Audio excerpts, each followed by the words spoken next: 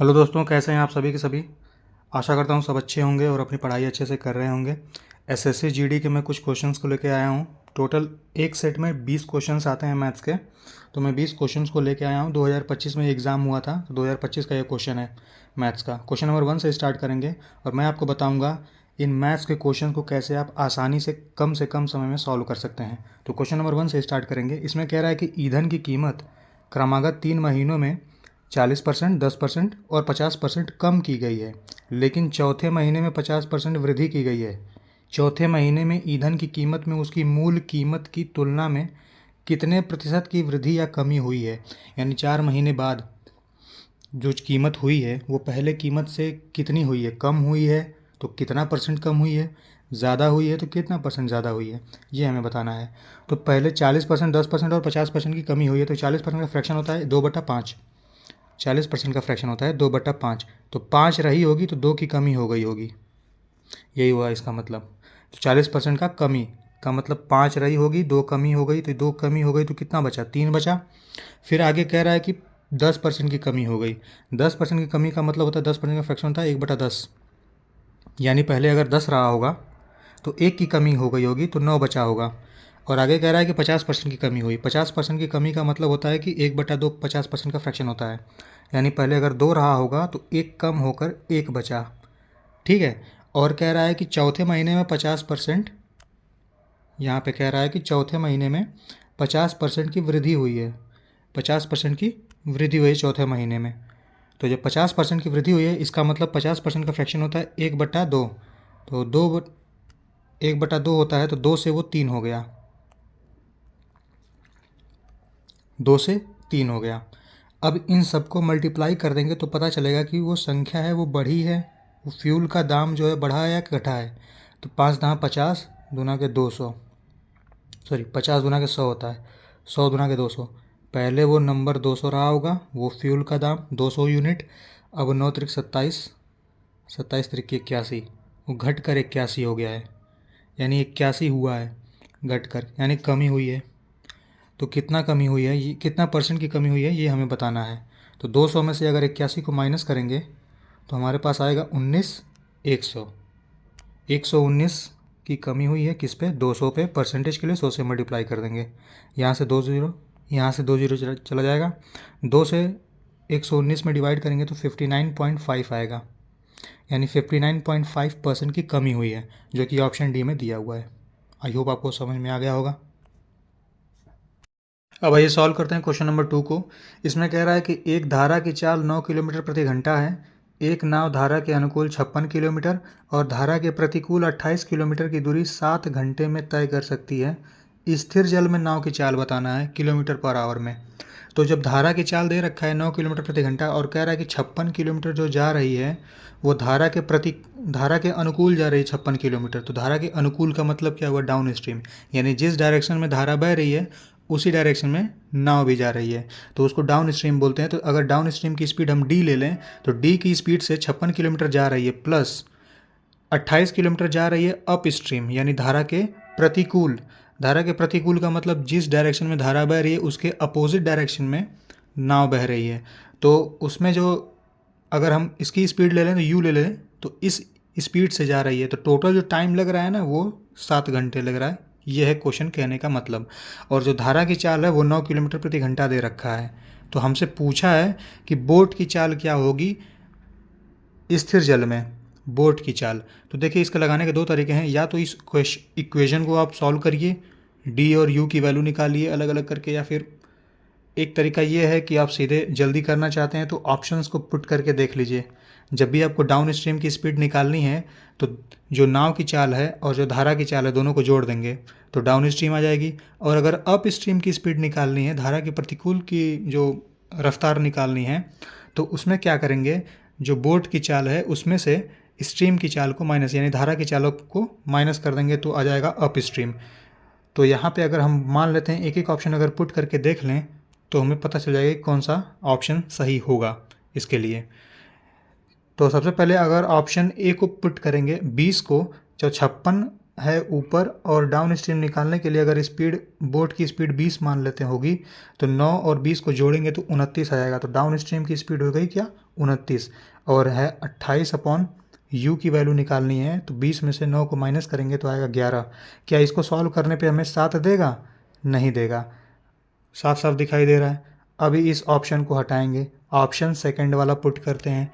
इसमें कह रहा है 56, ऑप्शन सेकंड है 16, 16 और 9 होता है 25 प्लस 28 यू ऑफ स्ट्रीम की स्पीड क्या होगी 16 में से 9 जाएगा 7। इसको सॉल्व करेंगे, क्या ये 7 के बराबर आएगा? 7 चौको 28, 4 ये हो गया प्लस यहाँ पे हमें 3 लाना पड़ेगा तभी 4 में 3 जोड़ के 7 बनाएंगे। तो क्या ये डिवाइड करके 3 देगा? 25 3 75 होता है, 56 नहीं, यानी ये ऑप्शन नहीं होगा। तो ऑप्शन बी भी नहीं होगा। ऑप्शन सी पे आते हैं। ऑप्शन सी में अगर 56 बटा सी में 9 दिया हुआ है, 9 9 18 हो गया, लेकिन 28 बटा 9 में से 9 माइनस करेंगे यहाँ पे 0 हो जाएगा, क्योंकि ये पॉसिबल नहीं है, ये इनफाइनाइट चला जाएगा, तो ये भी नहीं हो सकता। अब बचा हमारे पास केवल एक ऑप्शन, ऑप्शन डी बचा।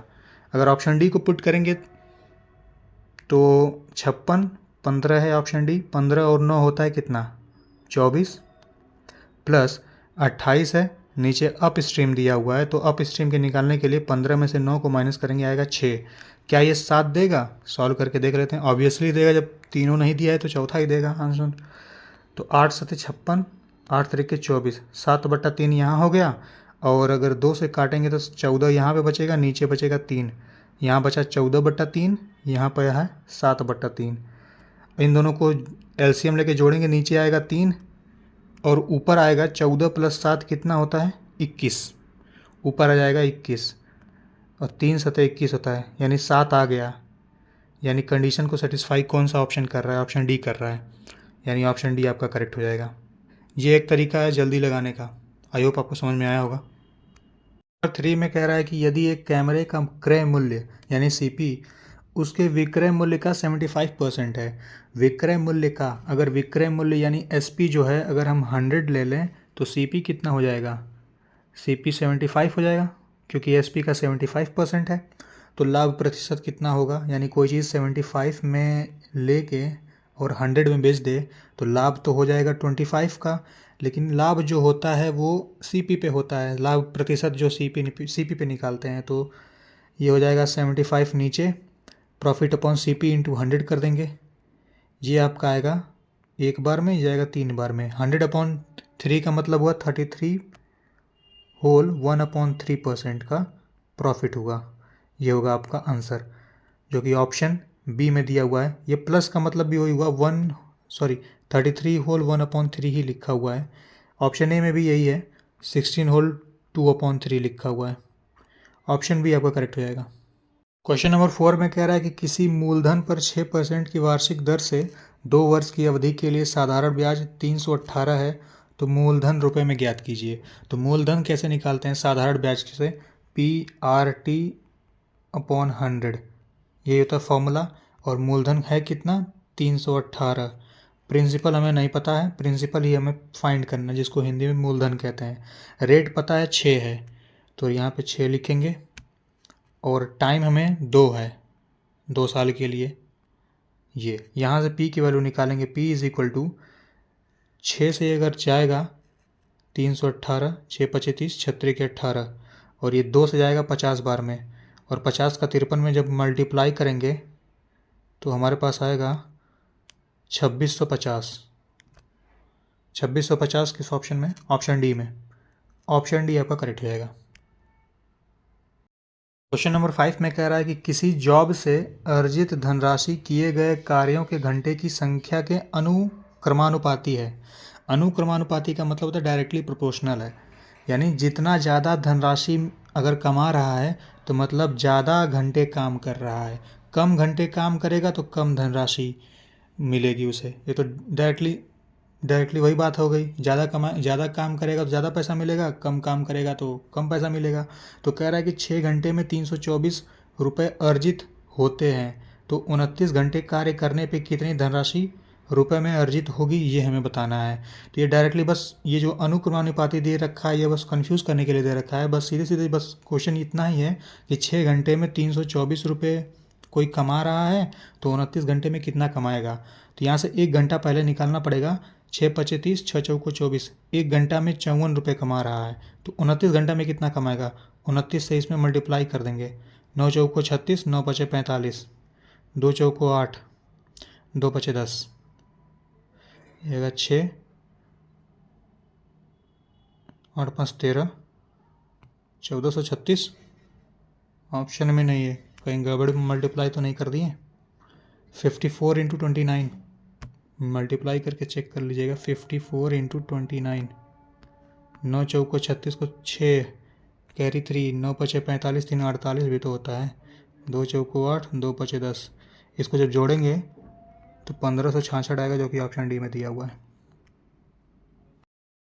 इस क्वेश्चन में आते हैं। इसमें कह रहा है कि 1200 प्रति सैकड़ा की दर से 400 सेब खरीदे गए और 800 के लाभ पर बेचे गए प्रति दर्जनों सेबों का विक्रय मूल्य रुपए में ज्ञात कीजिए। यानी 1200 प्रति सैकड़ा, यानी 1 सैकड़ा 1200 का। 1 सैकड़ा अगर 1200 का, सैकड़ा का मतलब 100, यानी 100 सेब 1200 रुपये का ख़रीदा है तो 400 सेब टोटल ख़रीदा है। तो 100 सेब 1200 का, तो 400 सेब कितने का पड़ेगा हमारे पास।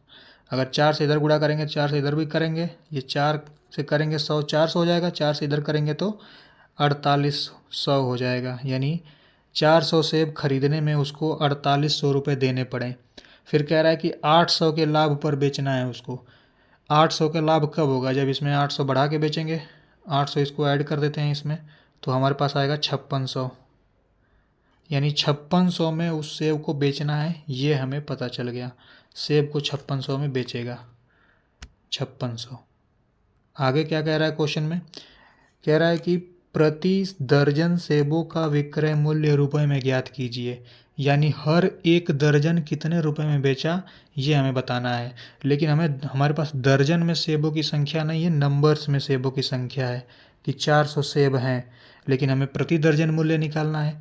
तो 1 दर्जन में 12 सेब होते हैं, तो अगर इसको मैं 12 से डिवाइड कर दूं तो पता चल जाएगा कि ये कितने दर्जन सेब हैं।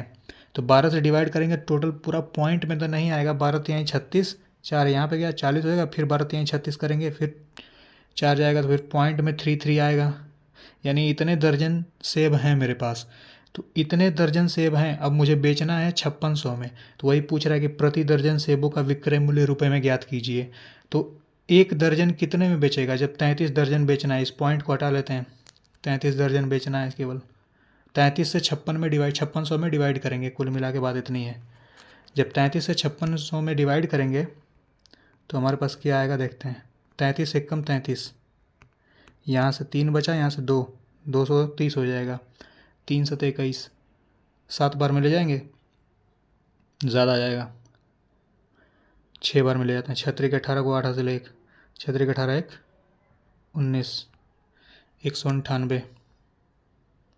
अगर इसमें से माइनस करें हम तो यहाँ पे 2 बचा, यहाँ पे 3 बचा, 32। तो 1 0 और है, यहाँ पे उतार लेंगे, 320 हो जाएगा। तो पहले ही चेक कर लेते हैं 16 किस में आ रहा है। केवल ऑप्शन ए में 16 आ रहा है। यहाँ पे कुछ और भी नंबर आएगा, कोई भी नंबर यहाँ पे एक आएगा, लेकिन शुरुआत में 16 तो किसी एक ऑप्शन में ही आ रहा है, वो है ऑप्शन ए। ऑप्शन ए आपका करेक्ट हो जाएगा। और कुछ आएगा तो 320 के आसपास कितना है, किससे मल्टीप्लाई करेंगे कि 320 के आसपास आए। 3 7 21, ज़्यादा आ जाएगा। 3 6 18, फिर वही करेंगे, 198 आएगा। लेकिन 166 आ रहा है। क्यों 166 आ रहा है, क्योंकि हमने पॉइंट को छोड़ा हुआ है। 168 ही आएगा रुपए में। तो ऑप्शन ए आपका करेक्ट हो जाएगा। सॉल्व करते हैं क्वेश्चन नंबर 7 को। इसमें कह रहा है कि निम्नलिखित का मान ज्ञात कीजिए। तो इसको सिंप्लीफाई करना है, 23 इंटू इतना। तो पहले यहाँ पे डिवाइड करेंगे। सबसे पहले सबसे छोटा वाला ब्रैकेट पकड़ते हैं। छोटा वाला ब्रैकेट ये है, इसमें से इसको माइनस करेंगे तो आएगा 4, और 4 से जब 4 को डिवाइड करेंगे तो आएगा 1, यानी 6 इंटू 1 और डिवाइडेड बाई 6 भी है यहाँ पे, ठीक है। और इन दोनों के बाहर ये कर्ली ब्रैकेट लगा हुआ है, और यहाँ पे लार्ज ब्रैकेट है, और यहाँ पे इनटू में 23 गुणे 25 कर सकते हैं, सॉरी 23 गुणे 5, 5 3 15, 15 10 1 11, ये हो जाएगा। तो सबसे पहले इस कर्ली ब्रैकेट को अब हटाते हैं। सबसे पहले हमने किया क्या, स्मॉल ब्रैकेट को हटाया, अब कर्ली ब्रैकेट को हटाने की बारी है। तो ये 6 से 6 डिवाइड करेंगे, 1 आएगा, 1 से 1 में मल्टीप्लाई करेंगे 1 आएगा, और जब इन सब में मल्टीप्लाई करेंगे तो हमारे पास आएगा कुल मिला के 115। 115 जो है आपका ऑप्शन बी में है, ऑप्शन बी आपका करेक्ट हो जाएगा। नंबर 8 में आते हैं। इसमें आपको एलसीएम निकालना है इन नंबर्स का। 56 है, 30 है, 108 है, 120 है। तो ऑप्शंस जो दिए हुए हैं हमारे पास, ये एज इट इज़ वैसा ही ऑप्शंस थे जो एग्ज़ाम में आया था। मैंने इस ऑप्शन में कोई चेंजमेंट नहीं किया है। तो ऑप्शंस 4 हैं, 56 है, 30 है, 108 है और 120 है। 56 जो हमारा कटता है वो 8:7 8 गुणे 7 लिख सकते हैं 56 को, और 30 को लिख सकते हैं क्या, 3 5 15 हो गया, 2 से मल्टीप्लाई करेंगे 30 हो जाएगा।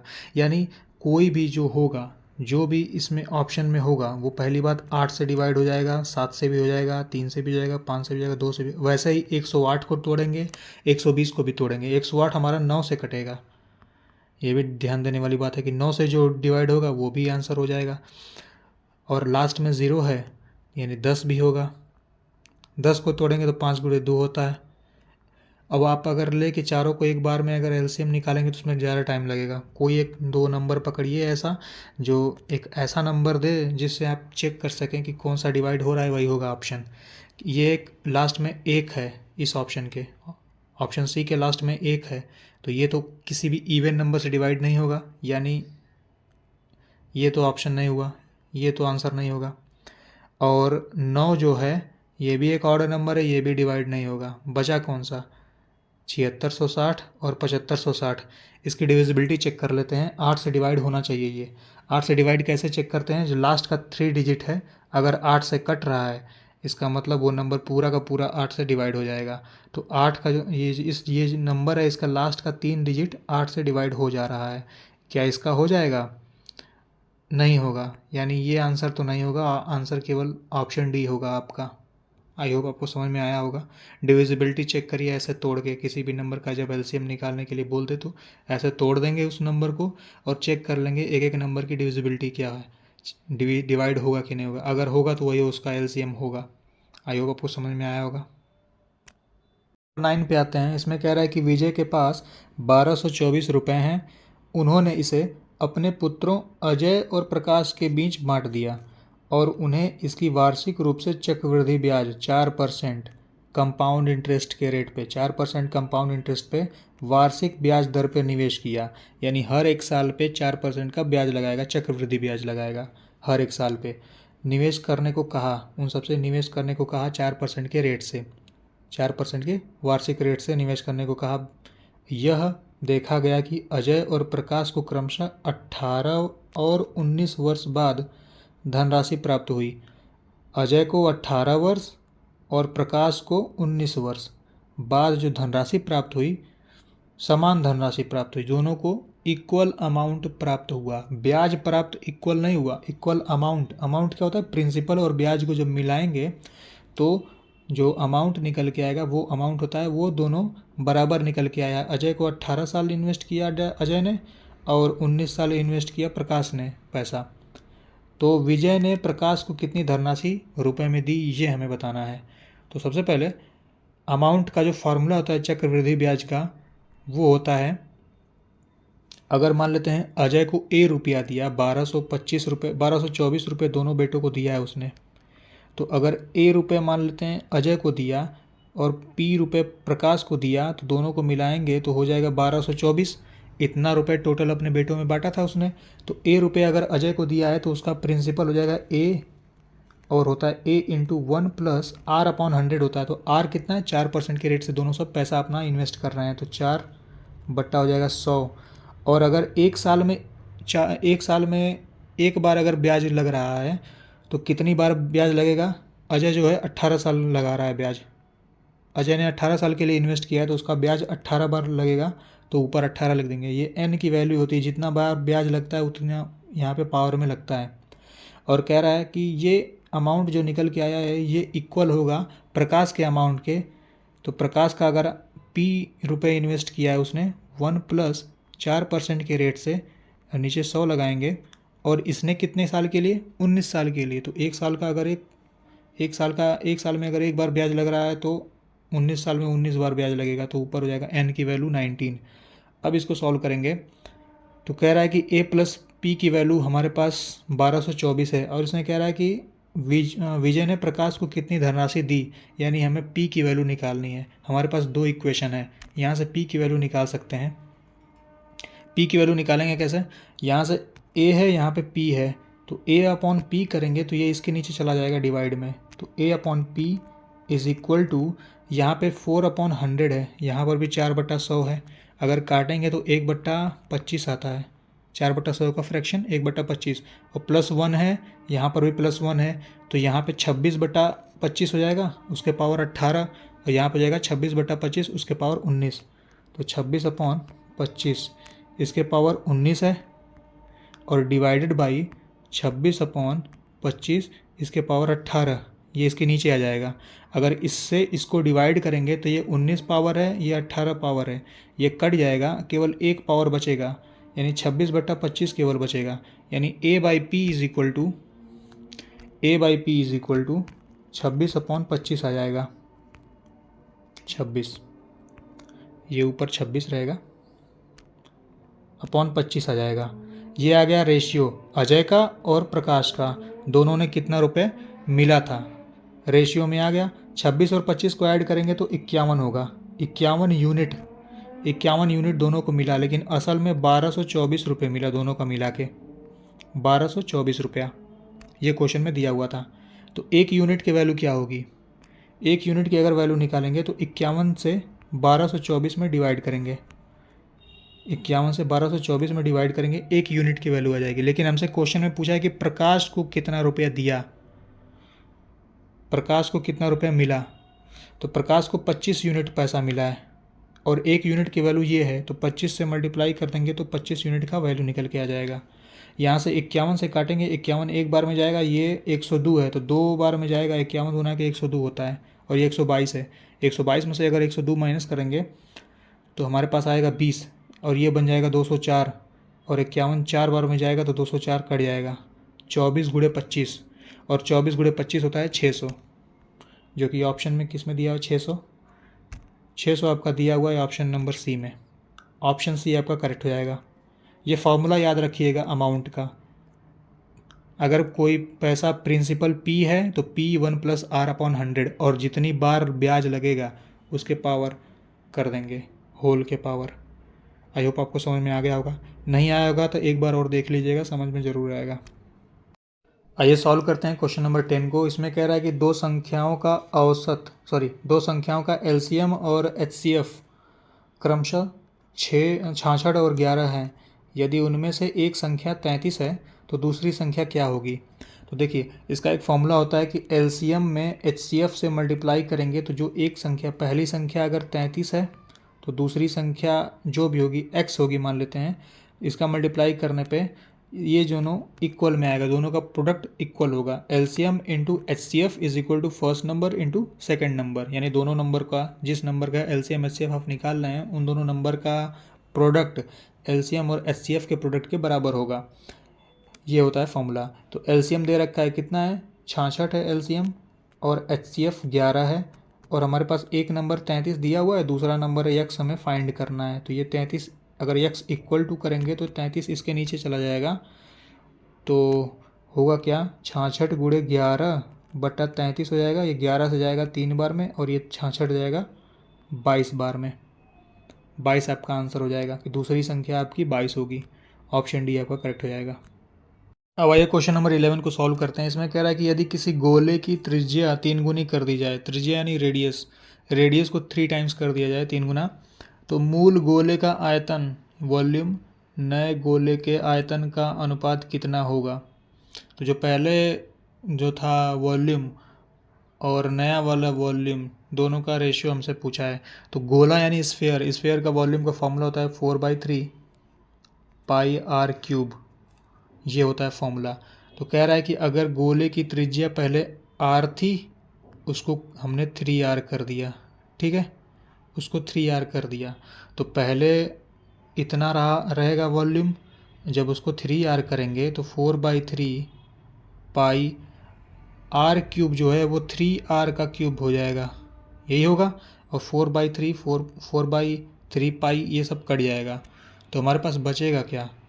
बचेगा तो ये r क्यूब इज़ टू 3 का क्यूब करेंगे और r का भी क्यूब करेंगे, तो 3 का क्यूब करेंगे 27 हो जाएगा, r का क्यूब करेंगे ये r का क्यूब ऐसे ही रह जाएगा, ये r क्यूब से r क्यूब कट जाएगा, इधर केवल एक बचेगा, 1:27 आपका आंसर हो जाएगा। यही बचेगा रेशियो, जो कि ये रेशियो 1:27 आपका दिया हुआ है ऑप्शन नंबर डी में। ऑप्शन डी आपका करेक्ट हो जाएगा। क्वेश्चन नंबर 12 में आते हैं। इसमें कह रहा है कि मुकुल से 1.35 किलोमीटर की दूरी पर एक बंदूक चलाई जाती है। वह 3 सेकंड बाद इसकी ध्वनि सुनता है। ध्वनि की चाल मीटर पर सेकंड से यात्रा करती है, यानी ध्वनि की चाल हमें निकालनी है मीटर पर सेकंड में। तो जो मुकुल है वो 1.35 किलोमीटर की दूरी पर, यानी दूरी डिस्टेंस हमारे पास है, distance is equal to 1.35 kilometre है। चूँकि हमें मीटर पर सेकंड में चाल निकालनी है, स्पीड निकालनी है, तो इस किलोमीटर को मीटर में कन्वर्ट करने के लिए 1000 से मल्टीप्लाई करेंगे, ये हो जाएगा 1350 मीटर। ठीक है, 1350 मीटर हो जाएगा। आगे कह रहा है कि वो ध्वनि जो टाइम है वो 3 सेकंड बाद ध्वनि सुनता है, तो टाइम हो जाएगा हमारे पास 3 सेकंड। अब यहाँ से अगर हम स्पीड निकालेंगे तो डिस्टेंस अपॉन स्पीड कर दें, डिस्टेंस अपॉन टाइम करेंगे तो स्पीड निकल के चला जाएगा, तो मीटर पर सेकंड में हमारी स्पीड आ जाएगी। डिस्टेंस हमारे पास है 1350 और टाइम हमारे पास है 3 सेकंड। 3 से इसको डिवाइड करेंगे, 3 चौक को 12, 3 पचे 15, 450 सेकंड, 450 मीटर पर सेकंड, ये हो जाएगी हमारी स्पीड। ऑप्शन डी आपका करेक्ट हो जाएगा। क्वेश्चन नंबर 12 में आते हैं।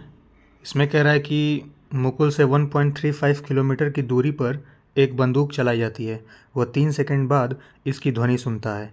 ध्वनि की चाल मीटर पर सेकंड से यात्रा करती है, यानी ध्वनि की चाल हमें निकालनी है मीटर पर सेकंड में। तो जो मुकुल है वो 1.35 किलोमीटर की दूरी पर, यानी दूरी डिस्टेंस हमारे पास है, distance is equal to 1.35 kilometre है।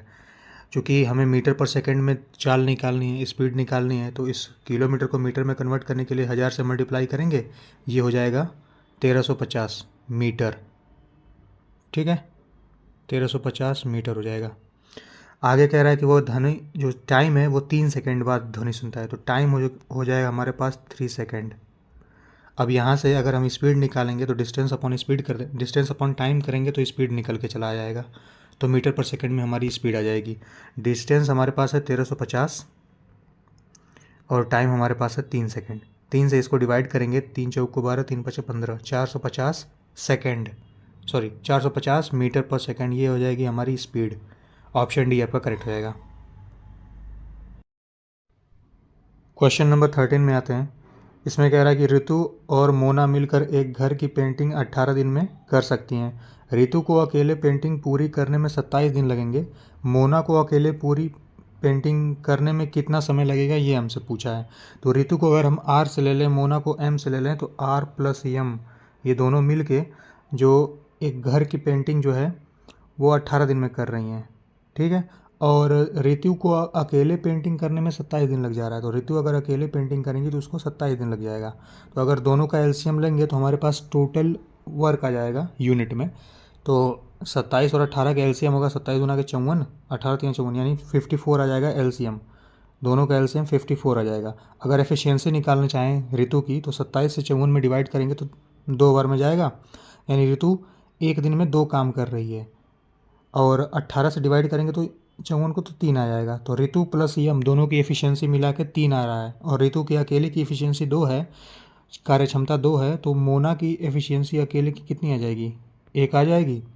अगर ऋतु अकेले एक दिन में 2 काम कर रही है और ऋतु प्लस मोना दोनों मिलकर एक दिन में 3 काम कर रही हैं, तो मोना अकेले एक दिन में 1 काम करेगी। मोना की एफिशिएंसी इतनी आ गई, और हमसे पूछा है कि मोना को अकेले पूरी पेंटिंग करने में कितना समय लगेगा।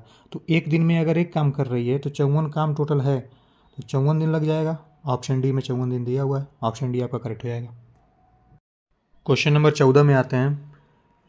इसमें कह रहा है कि 153, 117, 405 का HCF ज्ञात करना, यानी वो नंबर निकालिए जो 153 को, 117 को और 405 को डिवाइड कर सके, कौन सा होगा वो नंबर, ये हमें बताना है। तो ऑप्शंस जो दे रखे हैं वो 9 है, 6 है, 12 है, 2 है।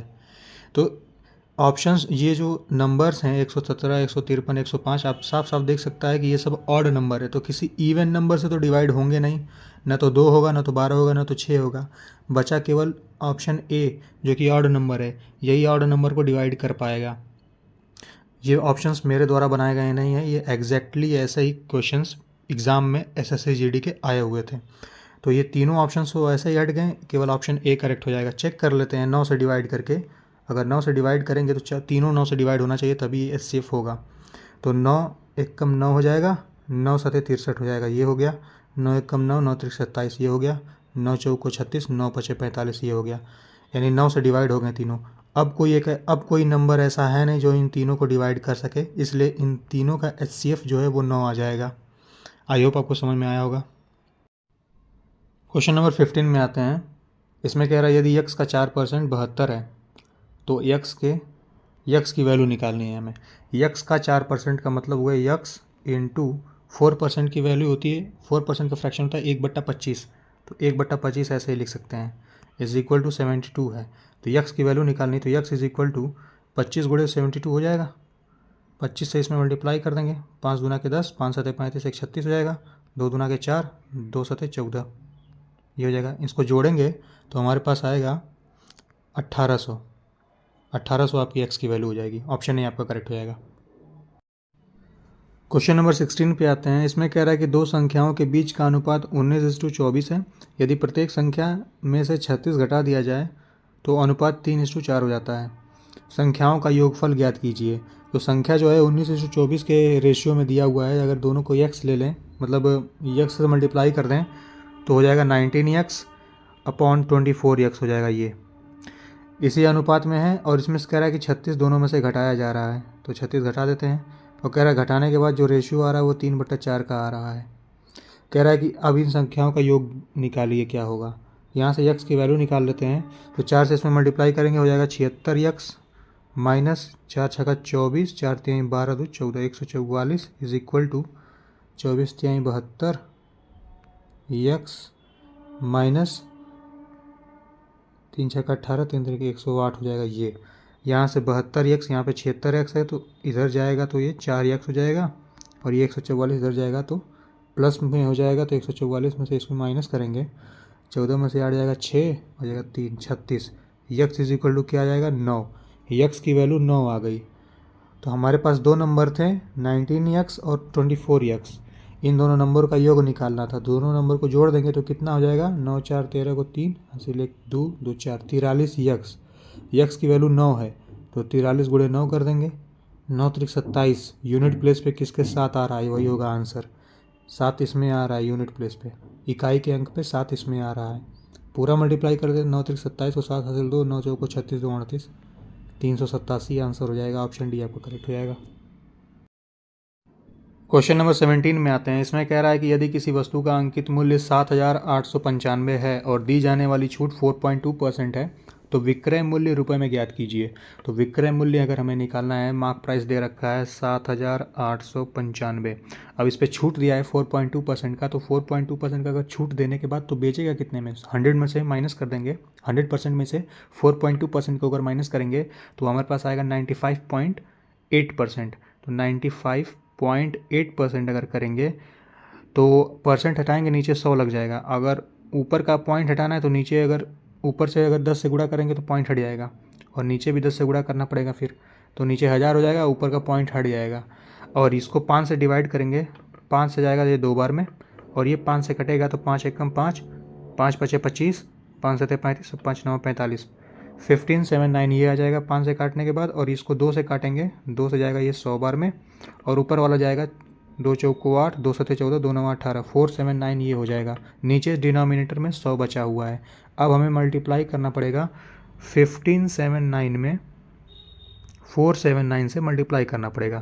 तो मल्टीप्लाई करेंगे, 99 81 को 1 हासिल 8 हो जाएगा, 9 सतह 63, 63 8 होता है, 71 को 1 हासिल 7 हो जाएगा। फिर 9 पचे 45 को 45 7 होता है 52, 52 को 2 कैरी 5, 9 एकम 9 5 14, ये हो जाएगा। फिर 7 9 63 को 3 हासिल 6, 7 7 49, 6 55 होता है, 55 को 5 कैरी 5, 7 5 35 5 40, 0 हासिल 4, 7 एकम 7 4 11, ये हुआ। अब इसके बाद 4 से गुणा करेंगे, यहाँ पे तो नहीं लगेगा ये। फिर 4 9 36 को 6 हासिल 3, 4 7 28, 3 31 को 1 हासिल 3, 4 5 20 3, 23 को 3 हासिल 2 और 4 एकम 4 2 6। अब इन सबको ऐड करेंगे तो यहाँ पे आ जाएगा हमारे पास 5 2 7 6 13 को 3 हासिल 1, 5 1 6, ये जाएगा हमारे पास 3 2 5 और यहाँ पे जाएगा ये 75 63 41। और न्यूमरेटर ये आया हमारे पास, ये न्यूमरेटर है और डिनोमिनेटर में 100 था पहले से ही, तो 100 से अगर इसको डिवाइड करेंगे तो ऊपर वाले संख्या में पीछे से 2 डिजिट बाद पॉइंट लग जाएगा। ये हमारे पास आएगा 7563.41, 7563.41 जो कि दिया हुआ है ऑप्शन डी में, 7563.41 ऑप्शन डी आपका करेक्ट हो जाएगा। आइए सॉल्व करते हैं क्वेश्चन नंबर 18 को। इसमें कह रहा है कि महेश के पास 1617 रुपये हैं, उसने इसे अपने पुत्रों विजय और अजय के बीच बांट दिया तथा उन्हें इसे वार्षिक रूप से चक्रवृद्धि होने वाली 10% ब्याज दर पर निवेश करने को कहा। तो पहले तो उसने अपने बेटों को टोटल जो है 1617 रुपये दिया और ये कह दिया कि तुम दोनों इन्वेस्ट करो। किसको किसको दिया? पुत्र विजय और अजय को दिया और बोला कि 10% के रेट से दोनों इन्वेस्ट करो कंपाउंड इंटरेस्ट पे।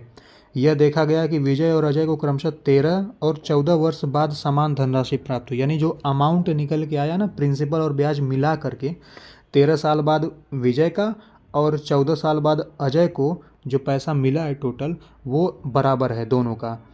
तो पूछा है कि समान धनराशि प्राप्त हुई। महेश ने विजय को कितनी धनराशि रुपए में दी थी, ये हमें निकालना है। तो इसको निकालने का तरीका आसान है। इस पिछले भी क्वेश्चन में मैंने बताया था, इसी सेट के पिछले वाले क्वेश्चन में आया था ये सेम क्वेश्चंस और फिर यही रिपीट हो गया है क्वेश्चंस। यानी एक ही एग्ज़ाम डे में एक ही शिफ्ट में दो एक ही क्वेश्चन, एक ही टाइप का क्वेश्चन 2 बार आ गया है। तो आइए सॉल्व करते हैं इसको, उसी तरीके से फिर से सॉल्व करेंगे। यानी दोनों अमाउंट जो है वो दोनों सेम हो जा रहा है। अगर मान लेते हैं अजय को A रुपया दिया और विजय को V रुपया दिया, तो विजय को जो V रुपये दिया, विजय को दिया है 13 साल के लिए, अजय को दिया है 14 साल के लिए। तो 13 साल के लिए 14 साल के लिए अजय को अगर A रुपये देगा तो मान लेते हैं A, इसका प्रिंसिपल A हो गया अजय का। पहले उसने अजय को दिया या विजय को दिया? पहले उसने विजय को दिया, तो विजय को पहले लिखते हैं, पहले विजय को लिखते हैं। विजय को V रुपया दिया मान लेते हैं, विजय को V रुपया दिया, तो इसका जो अमाउंट बनेगा कंपाउंड इंटरेस्ट का जो अमाउंट का फॉर्मूला आता है V यानी जो प्रिंसिपल है प्लस ब्रैकेट में 1 प्लस R जो कि रेट है दोनों के लिए सेम है 10% के रेट से दिया है, तो R/100 कर देंगे। और वार्षिक रूप से चक्रवृद्धि हो रहा है ना, वार्षिक रूप से ब्याज लग रहा है, तो अगर इसको 13 साल के लिए विजय को दिया है, विजय को यहाँ पे दिया हुआ है कि विजय और अजय को 13 और 14 साल के लिए, तो विजय को 13 साल के लिए दिया है, तो एक साल में एक बार चक्रवृद्धि ब्याज लग रहा है, तो 13 साल में 13 बार लगेगा, तो यहाँ पे पावर 13 हो जाएगी। ये होता है अमाउंट का फॉर्मूला। यानी 13 वर्ष बाद जो अमाउंट बन के आ रहा है ये बराबर होगा किसके अमाउंट के, जो अजय को दिया गया है 1 प्लस R/100। और अजय को कितने साल के लिए दिया गया था? 14 साल के लिए, तो 14 साल में 14 बार लगेगा कंपाउंड इंटरेस्ट, इसलिए इसके पावर हो जाएगा 14। यहाँ से कह रहा है कि दोनों बराबर हो गए। अब यहाँ से विजय और अजय को निकाल लेंगे, तो विजय और अजय का जो रेशियो निकल के आएगा, यहाँ से विजय हो गया और यहाँ से अजय अगर यहाँ पे आएगा तो अजय इसके नीचे आ जाएगा।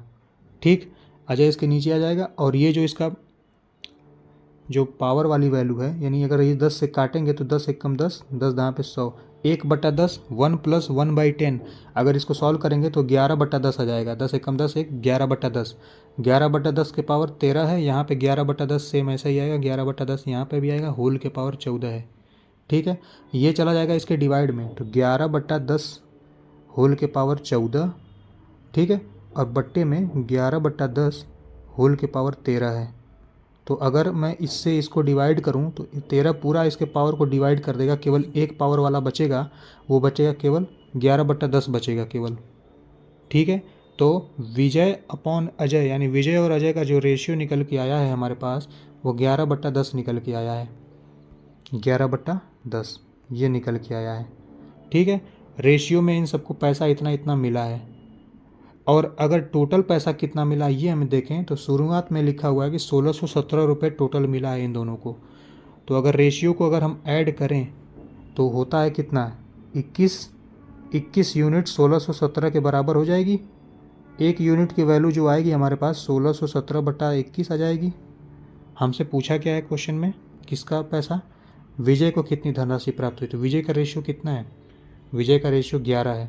तो 11 से अगर मल्टीप्लाई कर देंगे तो विजय का पैसा निकल के चला आएगा। एक यूनिट की वैल्यू ये थी और 11 यूनिट की वैल्यू ये हो जाएगी।